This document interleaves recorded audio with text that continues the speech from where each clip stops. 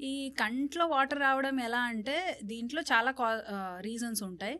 ఇప్పుడు ఫస్ట్ ఏదైనా simple dust పడినా కూడా బాడీ దాన్ని క్లియర్ చేయాలి అన్నట్టుగా కూడా వాటర్ రావచ్చు. సింపుల్ రీజన్ అయితే ఇలాంటిది. ఇంకా కొంచెం మందిలో అలర్జీ ఎక్కువ ఉంటే కంట్లో వాటర్ రావడం ఎక్కువ ఉంటుంది.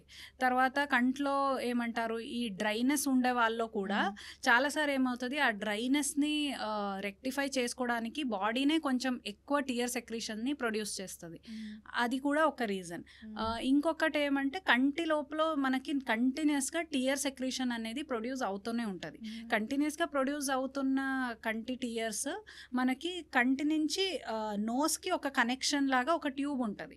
ఈ ట్యూబ్ ద్వారా అది మనకి కంటి నుంచి క్లియర్ అవుతూ ఉంటుంది. సో ఎప్పుడైనా మనకి ఈ ఐ కార్నర్లో ఉండే ఆ ట్యూబ్లో బ్లాకేజ్ ఏమైనా వస్తే, సో నార్మల్గా ప్రొడ్యూస్ అవుతున్న టియర్స్కి వెళ్ళడానికి ఆ జాగం సరిపోలేక బయటికి రావచ్చు. అప్పుడు కూడా కంట్లో వాటరింగ్ అనేది ఉంటుంది. సో ఎప్పుడైనా కంట్లో వాటర్ వస్తుంది అంటే మెయిన్ ఏం వల్ల వస్తుంది అనేది మనం చెక్ చేసుకుంటే దానికి స్పెసిఫిక్గా ట్రీట్మెంట్ అనేది అన్ని దీనికి ఉంది.